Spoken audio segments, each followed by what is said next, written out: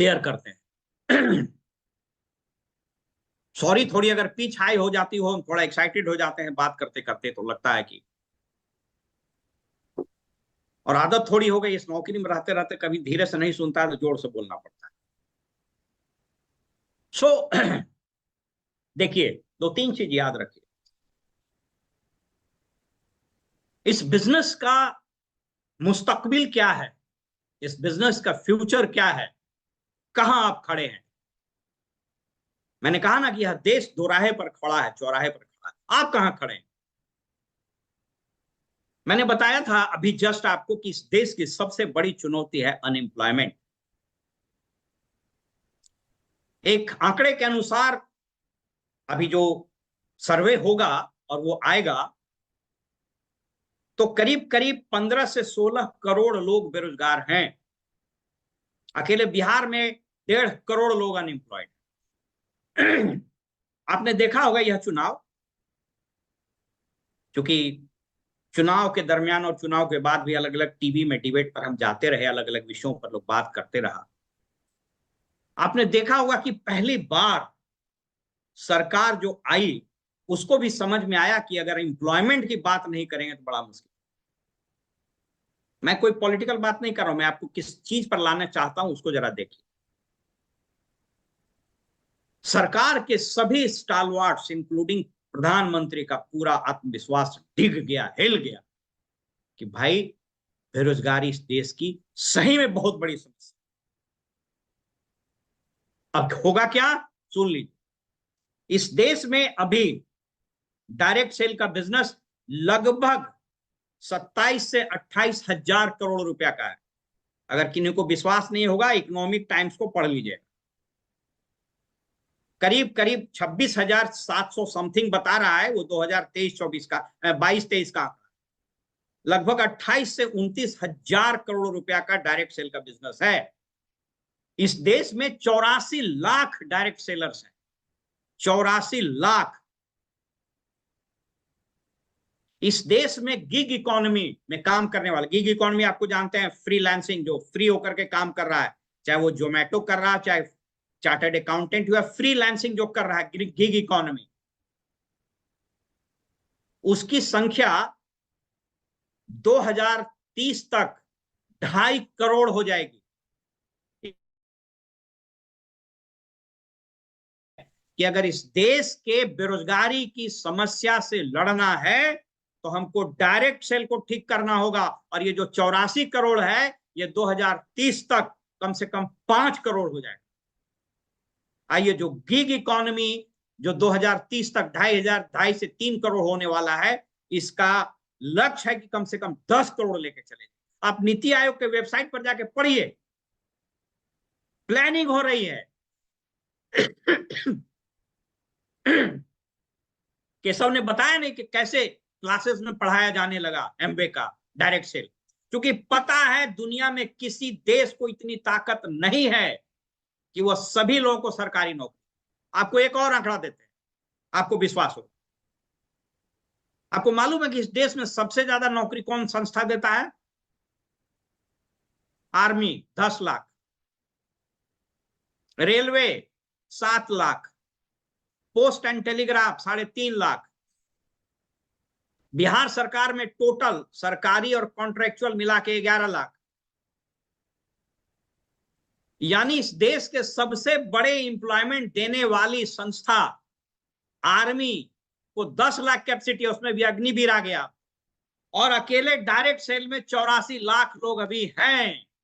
इसका मतलब सरकार को पता है कि अगर डायरेक्ट सेल को हमने इनकरेज नहीं किया, इंसेंटिवाइज नहीं किया, इसको लीगल फ्रेमवर्क में ला के हेल्प नहीं किया, डायरेक्ट सेलर्स को और स्पेशली एमवे को हेल्प नहीं किया, तो यह बेरोजगारी का सुरसा का मुंह इतना बड़ा हो जाएगा कि आने वाले चुनाव में पूरी सरकार को निकल जाएगा। Are you catching my point? Make sense? देखिए, 3 चीज लेकर आ रही है सरकार।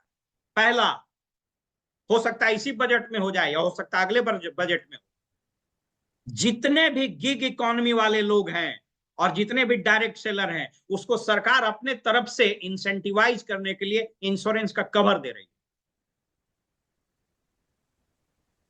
हो सकता है कि आप जिस दिन ज्वाइन कीजिएगा उसी दिन आपको, मैंने मैं ये उस डिस्क्लेमर और राइडर के साथ बता रहा हूं कि ये आने वाला है, क्योंकि सरकार के पास अब कोई उपाय नहीं। मैं सरकार में रहा हूं, अगर किसी को नहीं समझ में आया तो आपको एक छोटा सा आंकड़ा दे देता हूं।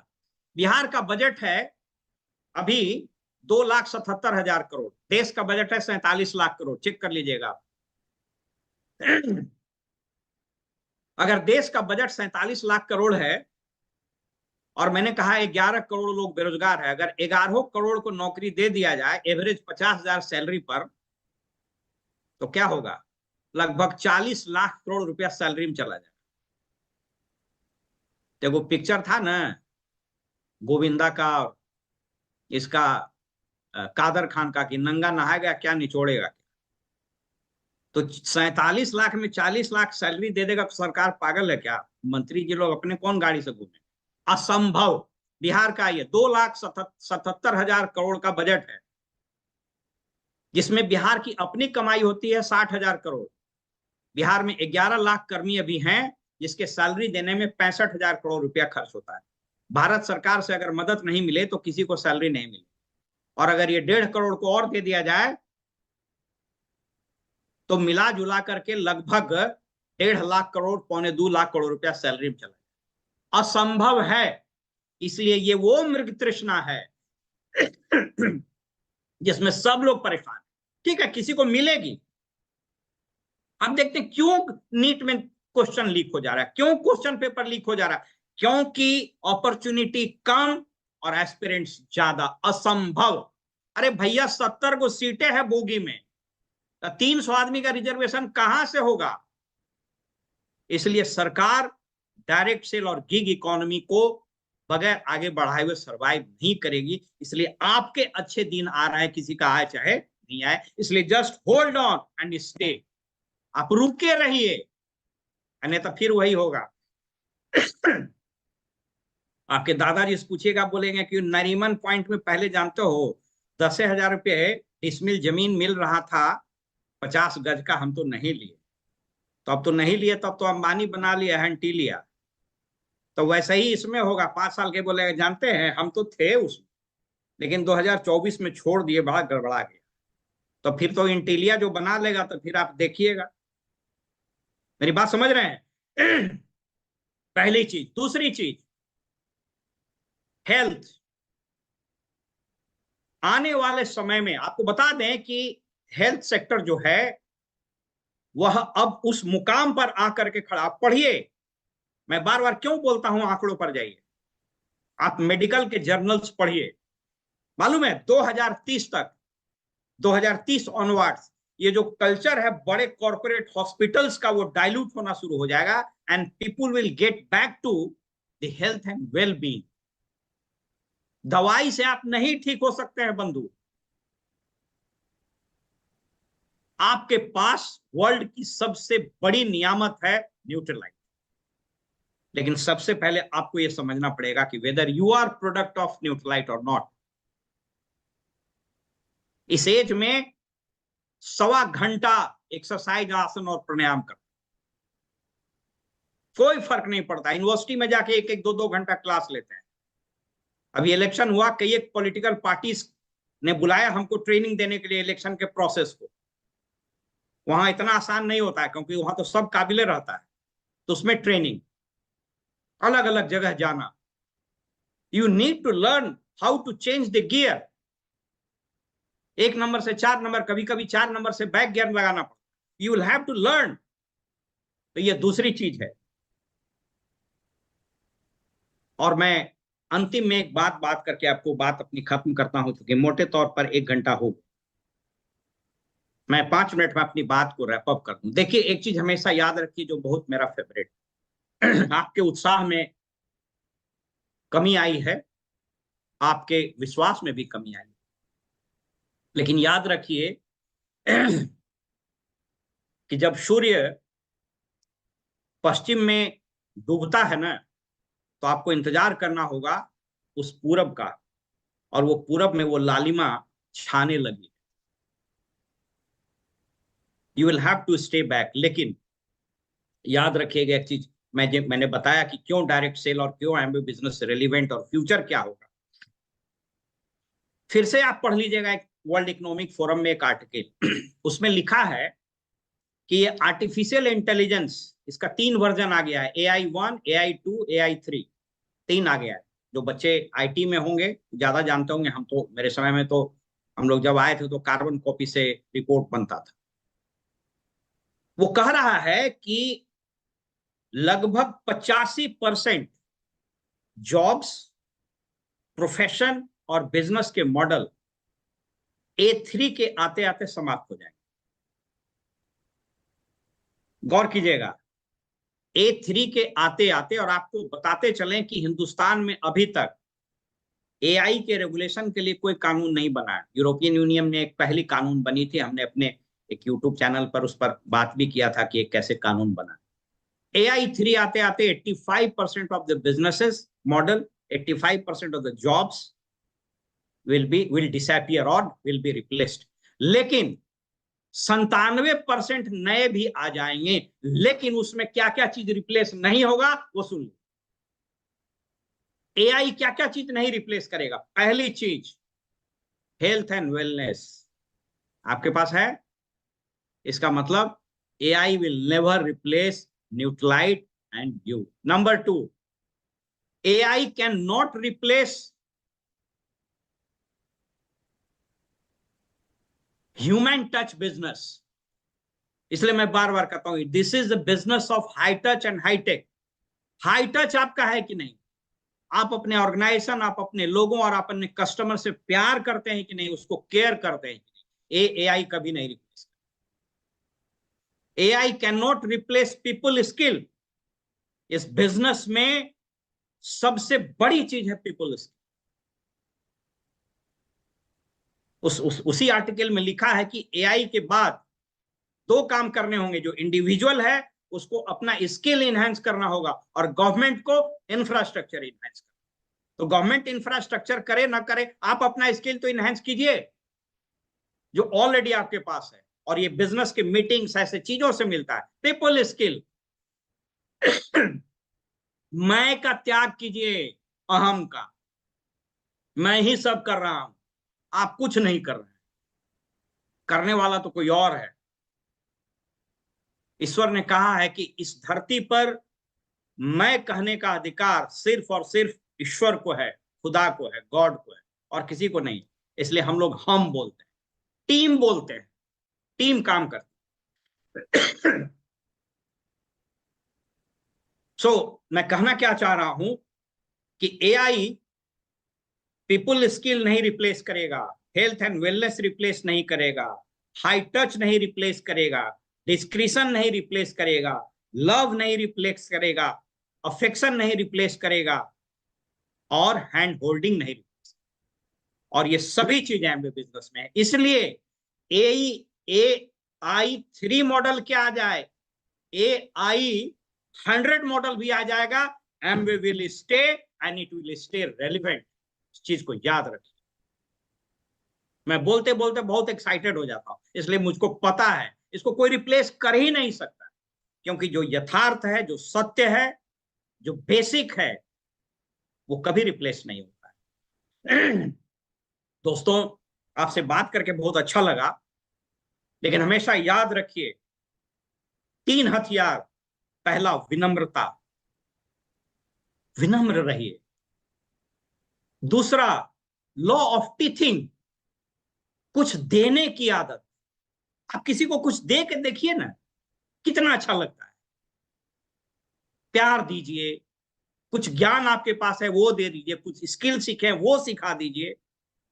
आपके पास अगर ईश्वर ने कुछ संसाधन दिया है वो हेल्प कर दीजिए। रोड पर चल रहे हैं, किसी ढाबे में आप खा रहे हैं, कोई गरीब आदमी आपको देख रहा है, उसको एक रोटी खिला के देखिए ना, कितना सुकून मिलेगा। Law of teething, law of reading, किताब पढ़िए।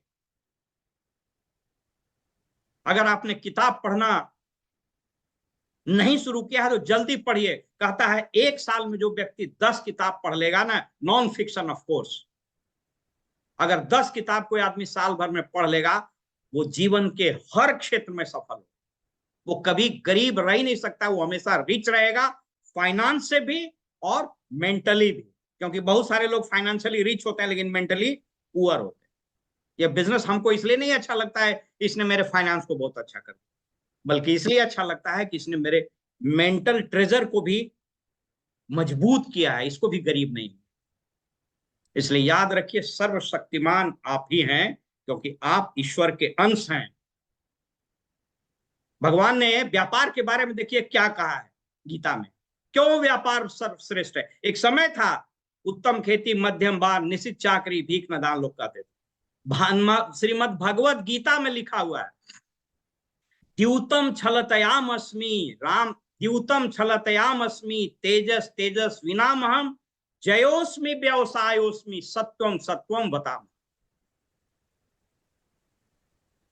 कहता है कि दूत, जुआ खेलने वाले का जुआरी मैं हूं, तेजस्वियों का तेज यानी सुर भी मैं ही हूं, मैं व्यापार हूं, जयोस्मि व्यवसायोस्मि, मैं व्यापार हूं।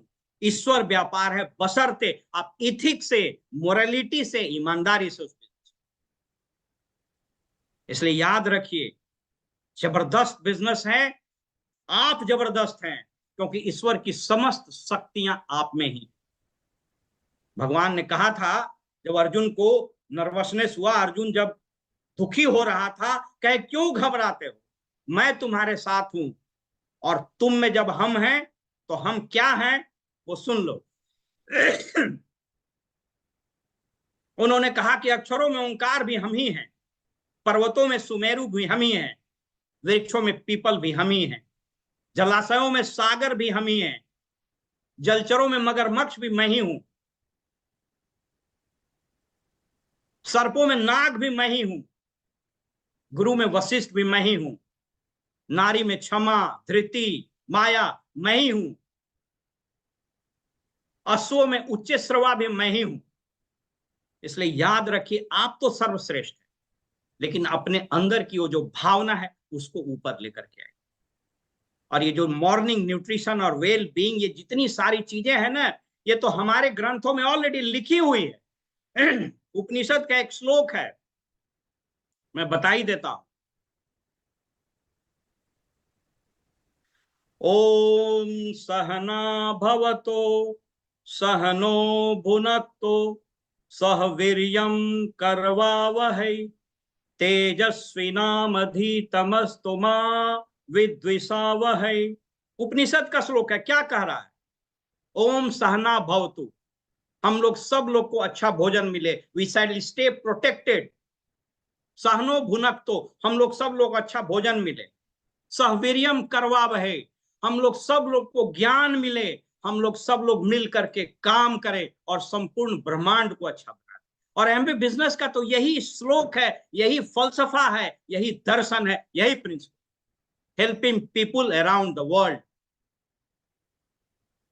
एमबी बिजनेस आपको बेहतरीन न्यूट्रिशन देता है, ये कम्युनिटी आपको प्रोटेक्ट करता है, एसोसिएशन आपको एजुकेट करता है, और मिल करके टीम बना करके हम लोग सब लोग विजयी हो। इसलिए मैं पुनः आज परमपिता परमेश्वर से उनको आह्वान करता हूं कि हे ईश्वर, हे प्रभु, आइए, इस देश पर आपकी कृपा की आवश्यकता है।